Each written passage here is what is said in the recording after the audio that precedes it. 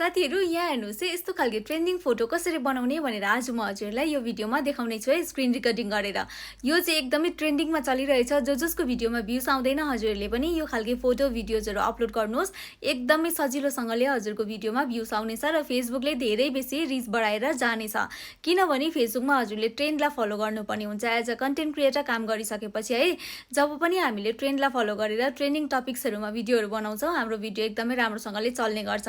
त्यसो हुँदा हजुरहरूले पनि ट्रेन्डलाई फलो गर्न चाहिँ एकदमै सिक्नुपर्छ है। हजुरहरूले स्टार्टिङमा चाहिँ अलिकति साह्रो पर्छ है कसरी बनाउने के गर्ने आइडिया हुँदैन। तर हजुरहरूले मसँग जुडेर काम गर्नुभयो भने हजुरहरूलाई हरेक कुराको आइडिया मिल्नेछ है। मेरो हरेक भिडियो इन्फर्मेटिभ हुन्छ। हजुरहरूले मेरो हरेक भिडियोबाट केही न केही सिक्न पाउनुहुनेछ। र आज पनि म हजुरहरूलाई यस्तो एआई फोटो चाहिँ कसरी बनाउने है एकदमै ट्रेन्डिङमा स्पाइडरम्यान स्पाइडर वुमन भएको फोटोहरु चाहिँ एकदमै ट्रेन्डिङमा चलिरहेको छ। धेरै राम्रो भ्युजहरु आइरहेको छ है।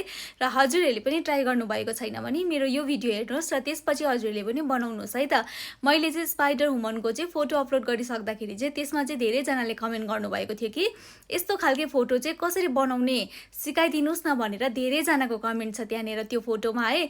त्यसपछि चाहिँ मैले सोचे कि हजुरहरूको लागि बरु म भिडियो नै बनाइदिन्छु स्क्रिन रिकर्डिङ गरेर।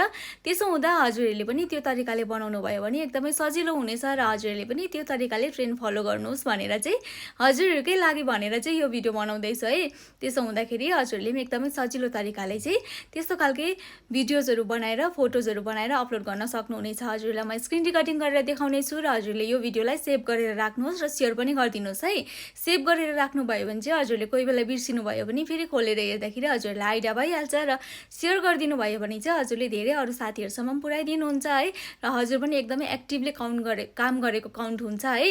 त्यसो हुँदाखेरि चाहिँ हजुरले अरु कसैलाई चाहिँ यो भिडियो पुर्याइदिदा उहाँहरुलाई पनि आइडिया हुन्छ र उहाँहरुले पनि काम गर्नुहुनेछ र हजुरलाई पनि उहाँहरुले भिजिट गर्नुहुनेछ है। त्यस्तो तरिकाले चाहिँ हामीले फेसबुकमा काम गर्नुपर्ने हुन्छ है। त्यसरी काम गर्दा चाहिँ हाम्रो आइडी पनि एकदमै छिट्टो ग्रो भएर जानेछ। आउनुस् अब म हजुरलाई स्क्रिन रिकर्डिङ गरेर देखाउने छु कि मैले त्यस्तो खालके एआई फोटोहरु चाहिँ कसरी जेनेरेट गर्छु र हजुरले पनि त्यसरी गर्नुस् है भनेर। आउनुस् अब म हजुरलाई स्क्रिन रिकर्डिङ देखाउँदै छु है त। गुगलमा क्लिक गर्नुहोस् नभए क्रोम ब्राउजरमा क्लिक गर्दा पनि हुन्छ। अनि सर्चमा गएर चाहिँ हजुरले चाहिँ यहाँनिर लेख्नुपर्ने हुन्छ कि एडिटिङ प्रम्प्ट भनेर है। हजुरले एडिटिङ प्रम्प्ट लेखिसकेपछि चाहिँ हजुरहरूले त्यहाँनिर क्लिक गरिसकेपछि यस्तो खालको इन्टरफेस देख्न मिल्छ। अनि यहाँनिर चाहिँ हजुरले चाहिँ गुगल जेमिनीबाट गर्दा पनि हुन्छ। तर मलाई चाहिँ च्याट जीपीटी मन पर्छ है। एकदम सजिलो लाग्छ। त्यसको वाटरमार्क इस्युहरु पनि आउँदैन हतपत। त्यही भएर चाहिँ म त्यो चलाउने गर्छु है। त्यसपछि हजुरले यहाँनिर क्लिक गर्नुहोस् है। मैले जसरी क्लिक गर्दै जाँदैछु हजुरले भिडियो राम्रोसँगले हेर्नुहोस्। त्यसो हुँदाखेरि चाहिँ हजुरलाई कुनै स्टेप पनि मिस हुँदैन। एकदमै सजिलोसँगले सिक्नुहुनेछ है। यो चाहिँ एकदमै ट्रेन्डमा चलिरहेको फोटोहरु प्रायले देखिराख्नु भएको होला है। यहाँनिर स्पाइडर वुमन भनेर आइहाल्यो है। यो चाहिँ एकदमै बेसी ट्रेन्डमा चलिरहेको छ अहिले इन्स्टाग्राम फेसबुक है जता पनि। अनि हजुरले चाहिँ त्यसलाई चाहिँ यहाँनिर चाहिँ कुन चाहिँलाई चाहिँ हजुरलाई बनाउनु हुन्छ यसरी हेर्दै जानुहोस्। ओह्रालो सार्दै जाँदाखेरि चाहिँ यहाँनिर कपी गर्ने अप्सन हुन्छ है। त्यसरी चाहिँ हजुरले चाहिँ कपी गर्न सक्नुहुनेछ। यहाँनिर देख्न सक्नुहुन्छ कपी प्रम्प्ट भनेर आउँछ है।